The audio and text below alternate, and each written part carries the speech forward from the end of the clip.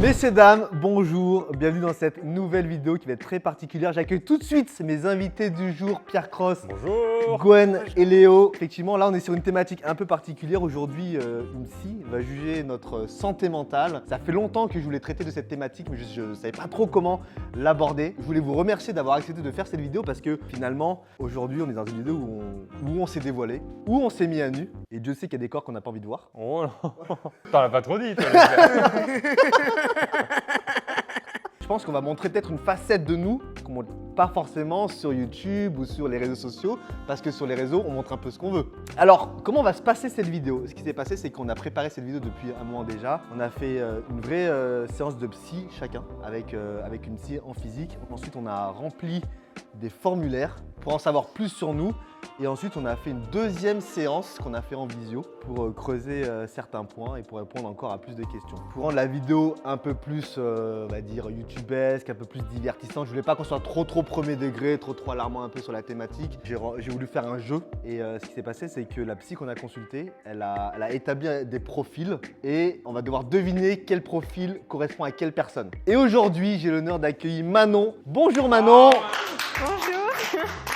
Merci de m'avoir invitée. Je suis contente d'être là pour finaliser un petit peu tout ça. Donc, moi, je suis psychologue spécialisée en neuropsychologie. Donc, psychologue, du coup, ça veut dire que j'ai obtenu une licence en psychologie et un master en psychologie. Donc, je suis bac plus 5. On a une petite ardoise. On a des petits visages. Manon a établi 4 profils qu'elle a subdivisés en 6 niveaux. Et à chaque niveau, on va devoir un peu parier sur quelle personne correspond à quel profil à travers des visages. Il faut quand même qu'on soit honnête avec les gens. C'est que, donc moi, je connais très bien Pierre en perso parce que ça fait plus de 10 ans qu'on se connaît, mais c'est vrai que Léo et Gwen, déjà c'est plus récent et je vous connais pas hyper bien d'un point de vue perso. Les gens qui regardent évidemment la vidéo chez eux, vous pouvez aussi jouer, peut-être associer quel profil correspond à quelle personne ici. Manon, ça va être à toi. Tu vas commencer par nous parler du premier niveau. Donc du coup, le premier niveau, c'est un adjectif qui vous décrit en fonction de ce qui est ressorti des deux entretiens qu'on s'est vus. J'ai fait une petite synthèse et j'ai cherché le plus juste. Donc du coup, pour le profil numéro 1, hop, donc le premier c'est efficace. Efficace. Oh,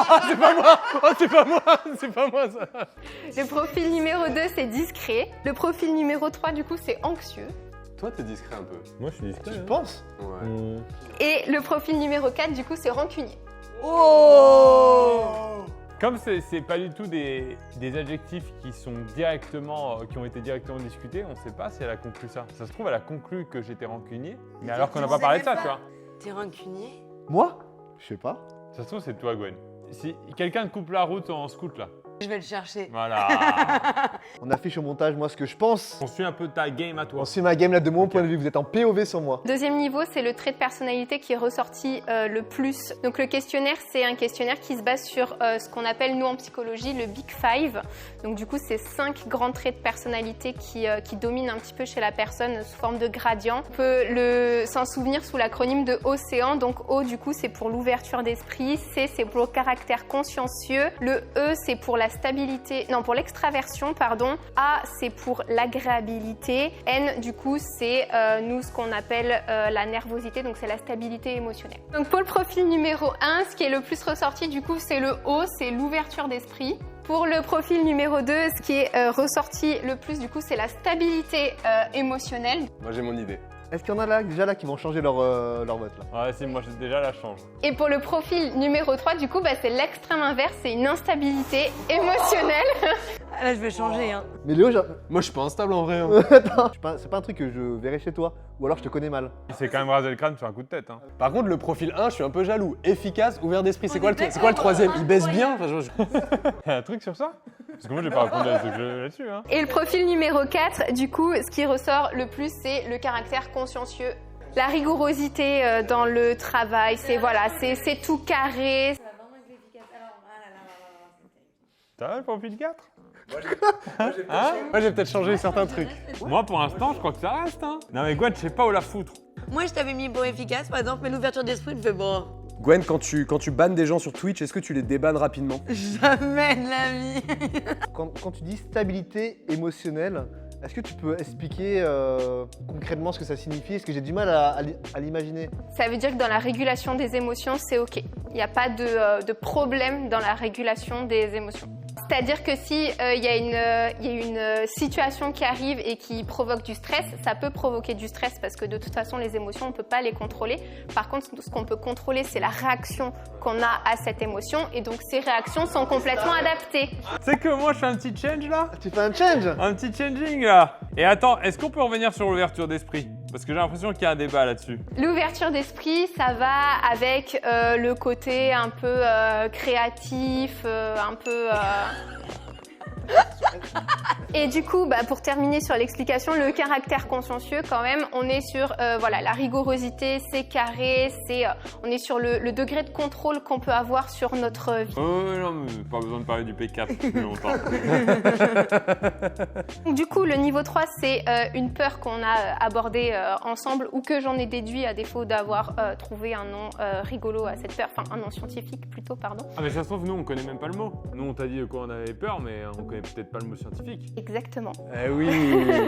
C'est pour ajouter un petit peu de peps, un petit peu de piment là-dedans. Donc le profil numéro 1, hop, donc c'est le syndrome FOMO qu'on appelle ça en psychologie. Donc ça vient de l'anglais, c'est Fear or Missing Out. Donc en fait, c'est la peur de manquer quelque chose. Mais là t'es en train d'expliquer. Je décris ce que c'est. Ouais, parce que fais gaffe, FOMO. ça peut nous- Mais non, mais parce que moi, elle me dit FOMO, j'en sais rien si c'est FOMO. Moi. Tu sais que j'ai même pas compris stabilité émotionnelle. Qu'est-ce que tu veux que je comprenne FOMO?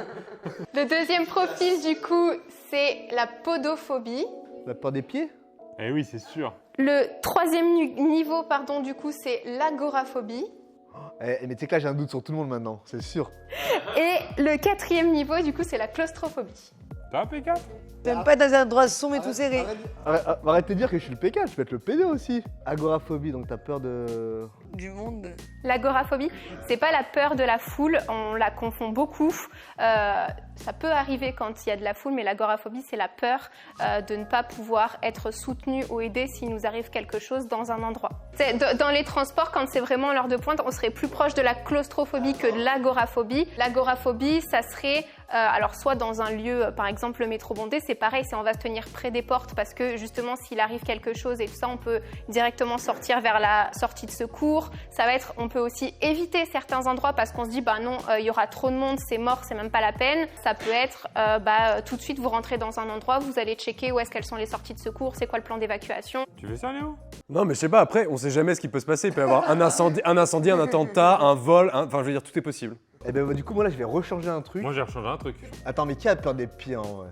Si tu te concentres bien, Fred, tu le sais. Vous de plantaire, vous de plantaire. Pub avec le microbe qui rentre sous l'ongle. Et du coup, FOMO, c'est vraiment le fait de rater quelque chose, d'aller par exemple à un endroit, mais de dire je pourrais être un autre et rater quelque chose, c'est quoi vraiment? Oui, ça peut être ça, ou ça peut être, du coup, il n'y a aucun événement social. On essaye d'être partout à la fois parce que justement, on est un peu addict à la vie sociale par peur de manquer un truc. Vous avez bougé les trucs ou pas? Non. Moi j'ai rebougé, moi j'ai rebougé. Voilà, j'ai rebougé, ça fait juste ici. On passe au quatrième niveau, donc du coup, c'est votre réaction par rapport au stress. Donc quand vous sentez un petit peu d'angoisse ou un petit peu stressé, qu'est-ce que vous faites pour décompresser? Donc le niveau 1, du coup, on est sur s'occuper par n'importe quel moyen. Oh là. Le profil numéro 2, c'est de la relaxation. Bon, allez là. Le profil numéro 3, c'est la nature. Et le profil numéro 4, c'est le sport. Parce que déjà, il y a sport, c'est pas pire, quoi. Bah si, il fait du sport. Très Pierre. facile. Bah déjà pour la nature, on l'a dit, il y a des personnes qui ont des chaussures, ça se remarque assez rapidement. Ça y est, là ça devient évident pour moi. Est-ce que vous avez encore un gros doute là? Non. Non. En vrai, jusque là, j'avais quand même le profil 1 et le profil 4 où j'hésitais.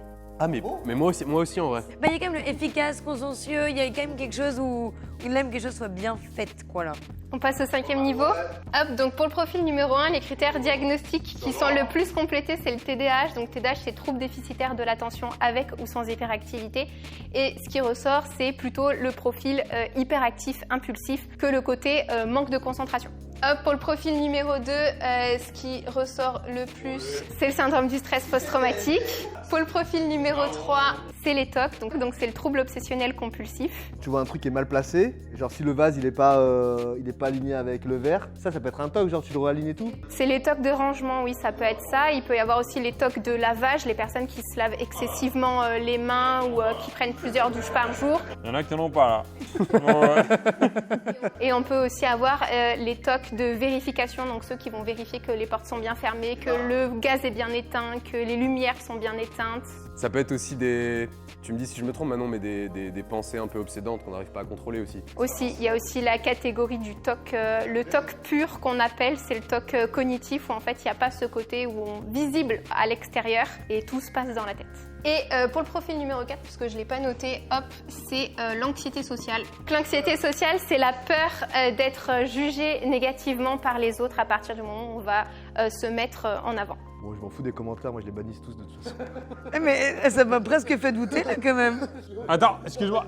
Excuse-moi Fred, Attends, excuse-moi, je déplace juste ton pied. Ah les gars là, ça me gratte là mon pied là, je sais pas ce que j'ai. Ah avouez que la personne numéro 4, c'est surprenant. La personne numéro 4 va vous surprendre. Attends, mais tu sais que moi, premier degré, ça rebat les cartes complètement. Je suis plus du tout sûr. Allez, ça se trouve, c'est pas nous. Si t'avais mis ça en premier, ça aurait été le plus dur.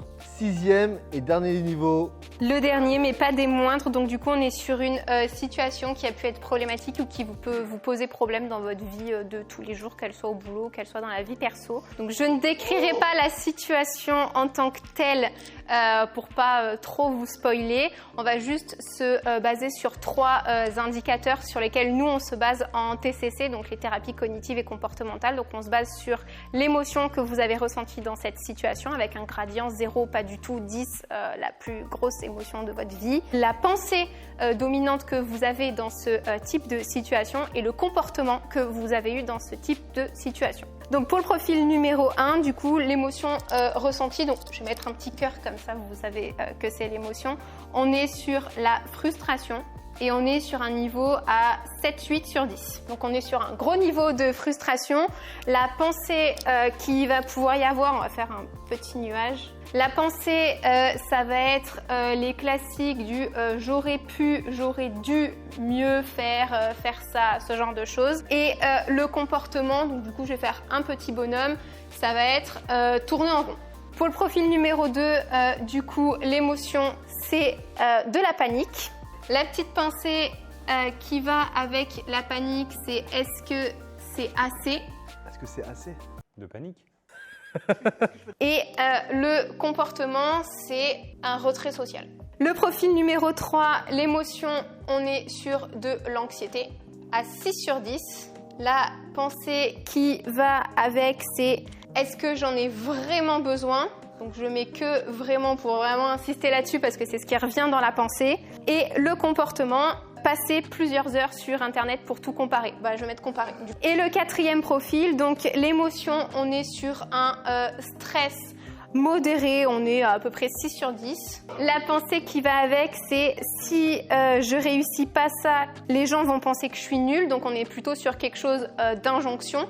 Et le comportement, du coup, c'est, donc je vais mettre le contrôle, mais pour être plus précise à l'oral, du coup, c'est le fait de tout modifier son environnement pour faire en sorte que tout soit sous son contrôle pour pouvoir justement pouvoir agir là-dessus. Ok, moi je bouge plus. Ouais, mais ça en dit beaucoup quand même, je trouve. Écoutez, moi je change pas parce que je pense que j'avais un doute un peu, mais je me suis fixé sur le 4e niveau. Moi, le dernier, j'ai changé tout le monde. Moi ce que je vous propose, c'est qu'on dévoile chacun nos votes. J'ai changé juste au dernier. Parce que le dernier m'a fait vraiment revoir toutes Attends, mes... toi tu t'es mis direct en P3. Ouais, je pense. Ah oui, t'as mis Gwen à droite en c'est P4. En fait, c'était en fonction de vos réactions, mais je peux me tromper. Hein. Non, en sport tu l'as mis un soir, c'est vrai que Gwen elle fait du sport. T'as peut-être raison, mais il y a un truc sur Gwen qui me fait dire qu'elle est pas là. Moi, j'avoue, dès le début, Toi t'as pas bougé, j'ai j'ai l'impression. pas bougé. En vrai, je serais presque même un peu déçue si c'était pas le cas parce que, en tout cas, je vous vois vraiment dedans. Moi, mon chemin de pensée, ça a été au début, j'ai eu vraiment du mal parce que c'était un peu trop vague. Pareil, le 2e, là j'ai changé, j'ai mis Léo en 2, en stabilité émotionnelle. Je me suis dit, bon, Malgré le fait qu'on rigole un peu des fois de son instabilité. Ah, et moi, du coup, j'ai atterri dans l'instabilité émotionnelle. Du coup. Ouais, du coup, ouais. Globalement, j'ai la même chose que vous, sauf sur le deuxième niveau. J'ai changé Pierre et Gwen sur l'ouverture d'esprit et la stabilité émotionnelle. Non, ouais, je l'ai mis plutôt sur Pierre parce que je t'aurais vu, désolé pour le jugement, mais plus instable émotionnellement. Bah oui, c'est pour ça que C'est j'ai mis ça. Bah oui. Mais voilà, tu vois. Je vous propose que Manon nous dévoile les profils. Moi, je pense qu'on a eu juste. Je pense qu'à la fin, nous, on a tous la même conclusion. Profil 1, Pierre, profil 2, Gwen, profil 3, Léo et profil 4, Fred. P4, Fred, t'étais tellement grillé. Ben, Manon, je te laisse nous dévoiler. Ouais, donc le profil numéro 1, c'est bien Pierre, du coup. Faudra que tu expliques la dernière ligne. C'est si toi, par contre, vraiment. Déjà, tu sais quoi, le côté efficace, je te connais vraiment comme ça. Tu vas à l'essentiel, tu vas au plus efficace. Et même le s'occuper, je ne t'ai jamais vu, même sans ton téléphone, sans quelque chose entre les mains, enfin, posé, tu vois, alors, jamais. Vraiment. T'as peur de, pas du vide, mais t'as peur de rien faire. Ouais, je pense. Non, en fait, je pense que j'aime pas rien faire. Est-ce que quand tu sors dans la rue, tu mets des écouteurs pour écouter la musique tout de suite ou pas? Non, pas nécessairement, mais je passe un coup de fil. Tu vois. Après dans ton cas, Pierre, il y a aussi la nécessité. On a accès à l'agenda de Pierre, on voit que tu fais tout le temps quelque chose. T'as jamais de moment où tu fais rien. Bah oui, c'est peut-être ça. Peut-être que si demain j'avais moins de choses à faire, j'arriverais me poser sur la plage, tu vois. Non. Non. Mais ma vieille, sur la plage, t'achètes un truc pour rouler sur la plage et tout. C'est très bien. J'ai voulu organiser un tournoi, personne n'a voulu, ils disent on bronze. Tu vois? C'est attendu ça. Et par contre, le syndrome FOMO, c'est là où je me suis dit ça, c'est Pierre.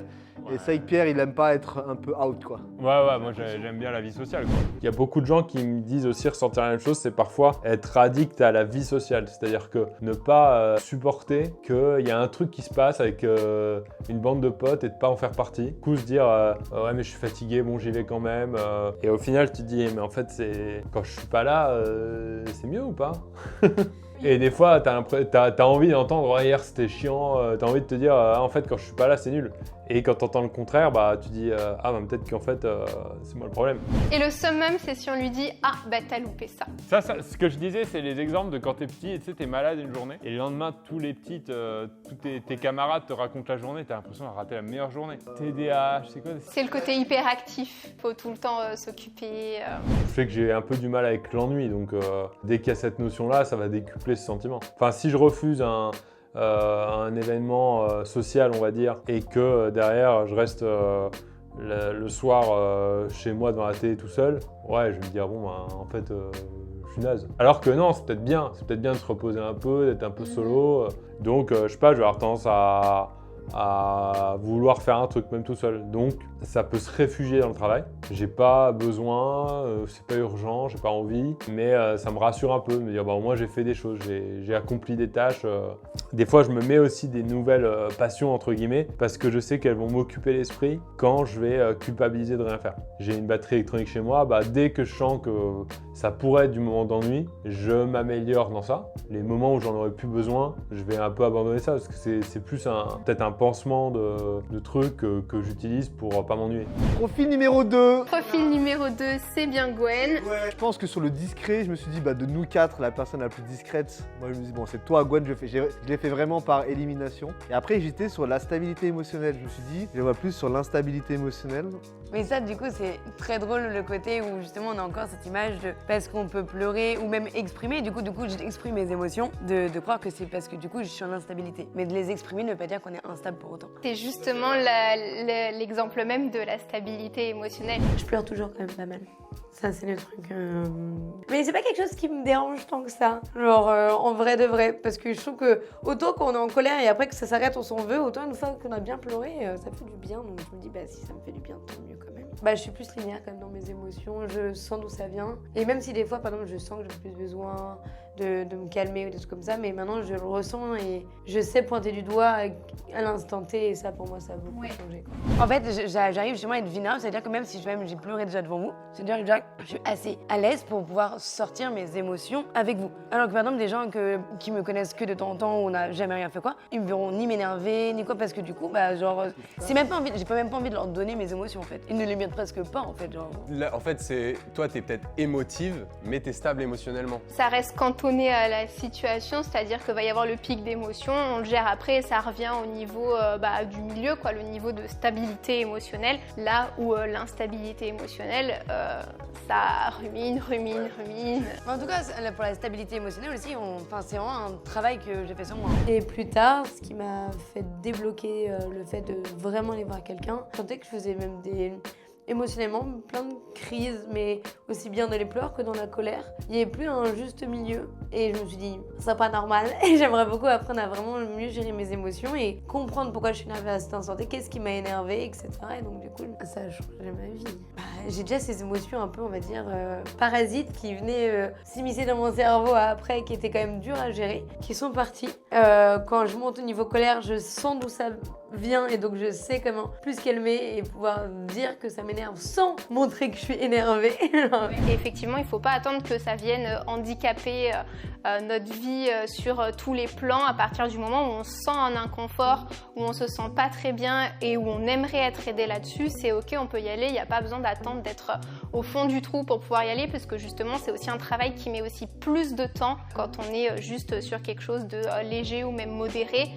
Du coup, on y passe moins de temps et c'est tout au plus efficace. On passe au profil numéro 3. Donc le profil numéro 3, c'est bien Léo aussi. Anxieux, j'aurais pas dit, mais j'ai fait un peu aussi par élimination. Après, l'anxiété, en général, les grands anxieux, moi, on m'a toujours dit ouais, toi, t'es pas anxieux, machin, parce que je le cache vachement, en fait. Je le montre pas, je veux pas déranger les autres. Instabilité émotionnelle, du coup, ça va avec. Je pense que ça va de pair avec l'anxiété. J'ai un trouble de l'attention. En vrai de vrai, dans la vie de tous les jours, ça continue de m'impacter. Mon impulsivité, malgré tout. Je trouve que mon traitement, il m'aide pas vraiment sur des fois quand on me dit quelque chose qui me plaît vraiment pas ou quelque chose qui va déclencher une émotion, j'ai du mal à le garder pour moi. Donc c'est vraiment de l'impulsivité réactionnelle à de l'émotionnel. Ouais, souvent c'est ça. Souvent c'est lié à ce qui me paraît être une injustice. C'est là où je peux vraiment m'énerver. Par rapport à toi ou par rapport aux autres ou tout le monde, pour le coup, il n'y a pas de jaloux, c'est une injustice de manière générale? Tout le monde. En vrai, c'est tout le monde. Non seulement sur certaines choses ça allait pas mieux, comme sur l'impulsivité, mais il y en a même d'autres que ça a aggravé. L'anxiété? Ouais. Et j'ai une petite tendance, et c'est pour ça qu'en ce moment je suis en train de chercher une nouvelle psy, revoir un psychiatre, parce que j'ai identifié des tendances obsessives compulsives. Agoraphobie, c'est bien ce que tu décrivais, c'est pas simplement le fait d'être dans un endroit avec de la foule, même s'il y a de ça, parce que quand il y a beaucoup de bruit et beaucoup de gens, je me sens vraiment pas dans mon élément, mais c'est aussi effectivement l'idée de dire je peux perdre contrôle très rapidement dans des situations, et du coup je suis souvent en mode hyper vigilance quand je suis dans un endroit, à toujours checker où est-ce que je peux m'enfuir s'il y a un problème. En fait, je déteste me dire que je pourrais perdre contrôle et devoir dépendre de quelqu'un pour me sortir d'une situation. Je veux toujours être indépendant de fou, quoi. Les tocs, ça c'est un truc que j'ai découvert très récemment et j'en ai notamment parlé avec toi, Manon. Je comprenais pas pourquoi j'avais certaines réactions qui moi me paraissaient normales et qui le sont pas pour d'autres. Moi, je suis capable de péter un câble si quelqu'un laisse une tasse traîner. Mais par contre, je le fais que dans mon environnement personnel. Au taf, je m'en fous complètement. Ouais, on voulait t'en parler, ouais. Et l'anxiété, après, je me rappelle plus de la situation. Faire un choix, mais là c'était pour acheter des nouvelles baskets. Souvent, c'est quand j'ai un choix à faire, mais ça peut être un choix banal. Et je te dis, par exemple, pas plus tard qu'il y a 2-3 mois, je voulais m'acheter une nouvelle paire de baskets. Je vais sur Internet, mon problème, je commence à comparer tout sur Internet pour trouver le meilleur rapport qualité-prix. Pour m'acheter une vulgaire paire de baskets à 80 balles, je peux passer 10 heures sur Internet. Involontairement, hein. C'est à la fin, je me rends compte que c'est presque une souffrance, mais j'arrive pas à décrocher de l'ordi, quoi. Quand j'ai commandé les baskets, parce que il y a de l'anxiété de j'ai perdu mon temps et de est-ce qu'elles vont me plaire vraiment? Et dans la plupart des cas, 2 jours après, j'ai plus envie de ces baskets-là. C'est vraiment un problème parce qu'en plus j'ai un problème d'indécision, etc. Moi j'ai un TDAH aussi pour le coup, donc avec Pierre du coup. Ouais, on est frères de TDAH. Et je suis capable de passer, mais c'est pas un choix, des fois je peux passer 8 heures sur Internet à tout comparer pour essayer de trouver le meilleur truc. Et au final j'arrive pas, je suis paralysé par le choix, j'arrive pas. Merci beaucoup, fin de vidéo. Attends. Parle de toi un Il peu reste là. une personne là. Alors là, rancunier? Mais comment vous savez que c'est moi ça? Alors je pensais pas que t'allais le sortir. Effectivement, je pense que c'est un défaut. Non, mais c'est vrai que j'ai du mal. J'ai du mal avec certains trucs et j'arrive pas à pardonner en fait. Je crois que dans ma vie, j'ai dû pardonner une seule fois. mais j'y arrive pas en fait. Mais je suis un peu rancunier quand même. Tu me fais une crasse, je m'en fous pas de soucis, mais je pense que je te parle plus quoi. Je passe à autre chose et c'est vrai que moi je switch très très vite. C'est pas contre la personne, mais c'est que si j'étais déçu, je switch tout de suite, je n'y pense plus. Est-ce qu'il n'y a pas un mécanisme de défense aussi, de se dire je passe à autre chose pour... j'en sais Ouais, rien, mais, je vais pas faire de la mais Pour toi, limite, c'est plus facile de pas pardonner plutôt que d'essayer et je de... sais pas. En tout cas, ce qui est sûr, c'est que je travaille pas du tout là-dessus. Je préfère vous le dire, hein, je suis honnête. Alors, consciencieux, je me suis reconnu là-dessus parce qu'on en a beaucoup parlé. Et c'est vrai que dans le travail, j'essaie de tout contrôler. Je suis trop dans le contrôle, trop perfectionniste et ça me vaut de la perte de temps, je pense. Et je sais que c'est 1000 fois mieux si ce soir je vais au ciné que de re-être sur mon ordinateur ce soir à rechecker des trucs. Je le sais, mais je vais pas le faire. Je vais toujours favoriser l'option du travail. En me Ok. disant j'ai ces deux options ce soir et je me dis toujours bah non, travail parce que ça va te permettre d'assurer ça.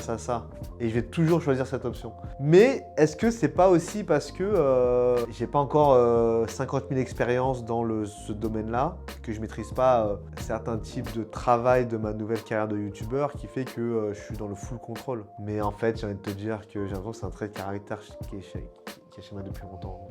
Avant une compétition là au musée Grévin, ça me fait stresser et je veux tout contrôler, que tout se passe bien au millimètre près. C'est l'inverse de toi, genre je peux manquer une soirée où il y aura tout le monde pour bosser là-dessus. Tu peux me dire c'était la meilleure soirée, je fais ouais mais pour moi c'est plus important de faire ça pour réussir professionnellement parce que aussi on le voit sur l'anxiété sociale, regarder les autres. Et bon le sport ça c'est...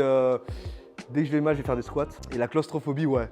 Tous les petits espaces, les ascenseurs très très petits, les cavités dans les montagnes très très petites où je me dis je dois passer dedans. C'est assez rare, non, quand même, ça, dans la vie. Non, mais en cauchemar. Je fais des cauchemars de ça. Ok, bah en tout cas, les personnes qui ont regardé la vidéo, est-ce que vous avez trouvé le... Après, c'est peut-être pas bien tout le monde. Ouais, voilà, après, c'est vrai que entre ce qu'on montre, ce qu'on montre pas, je pense qu'il y a plein de gens qui pensaient pas que j'étais rancunier. En tout cas, moi, j'ai trouvé que c'était une très bonne expérience de parler pour la première fois à MC. Merci Manon de nous avoir suivis là sur... Merci à vous d'avoir accepté de vous livrer autant, puisque c'est pas exercice facile. Peut-être un mot pour les personnes, alors je pense que je suis pas la meilleure personne pour le dire, mais un mot peut-être maintenant pour les personnes qui nous regardent, qui peut-être se poseraient des questions pour aller voir quelqu'un, pour peut-être, je sais pas, casser des barrières psychologiques, que ce soit pro, perso ou un truc en particulier. Des fois, tu sais, après, je sais pas, une rupture ou la perte peut-être de quelqu'un. Dès qu'il y a un truc, à partir du moment où vous vous sentez en difficulté ou que vous avez envie d'en parler à quelqu'un, il faut vraiment se sentir légitime d'y aller. Vous pouvez du coup aller consulter une psychologue librement. Vous n'avez pas besoin d'ordonnance de votre médecin. Si vous voulez que ça reste privé, on est soumis au secret professionnel et tout ça, il n'y a pas de souci. Il ne faut pas hésiter non plus, comme on a aussi beaucoup de formations différentes et de spécialités différentes à appeler pour être sûr que du coup vos objectifs correspondent avec la personne qui travaille, et si ça marche pas à la première, ça marchera peut-être à la deuxième. On est quand même suffisamment de psychologues pour pouvoir bosser sur ce que vous avez envie de bosser, et il faut pas avoir peur après un premier échec. Ce qui est fou, c'est que moi j'ai un TDAH diagnostiqué, donc trouble déficit de l'attention avec ou sans hyperactivité. Moi, j'ai pas du tout le côté hyperactif que toi t'as. Moi, c'est plutôt juste hyperactivité mentale, pas forcément genre dans les activités, etc. Et du coup, ce truc-là, en fait, ça me posait énormément de problèmes dans ma vie. Et je me suis dit, plutôt que d'en parler tout le temps aux gens, etc., je me suis dit, je vais en parler à quelqu'un qui est qualifié, qui va m'aider. Et c'est pas que l'attention, c'est la motivation, la procrastination, la prise de décision, l'hyperactivité qui peut poser des problèmes. Et voilà, moi, ça m'a changé ma vie d'aller voir un psy. Je vous recommande de ouf de le faire si vous en ressentez le besoin. Et il n'y a pas de problème, quoi. Il n'y a pas besoin d'avoir un gros problème pour aller voir un psy. On peut avoir une contrariété passagère, mais avec laquelle on n'arrive pas à se détacher. Je sais pas, ça peut être un deuil, ça peut être plein de choses très difficiles, etc. à vivre. On peut, enfin vraiment, de toute façon, le ou la psychologue va être à même de vous écouter dans tous les cas et d'être bienveillant, et voilà. C'est vraiment important sur le fait que même si la première fois ça va pas avec un psy, il y a vraiment le côté où il y en a plusieurs. Moi, la première fois que j'en ai fait un, je me suis dit ça sert à rien. J'en ai retrouvé une après, meilleure expérience de ma vie. J'ai adoré d'avoir traité là cette thématique. Merci Manon d'être venue. Et merci, je suis content d'avoir traité le sujet de la santé mentale. Abonnez-vous à cette chaîne parce que bientôt, je vais faire une vidéo prochainement sur la santé au sens large avec une invitée exceptionnelle de Marc. Donc ça va sortir là prochainement, peut-être qu'il va suivre cette vidéo d'ailleurs juste après. Donc abonnez-vous. Merci Pierre. Merci Fred. Merci Gwen. Merci Léo d'être venu. Et puis peut-être qu'on retraitera de cette thématique plus tard au cours de l'année. Voilà, merci à toutes et à tous. Fin de vidéo. Ciao. Ciao, ciao.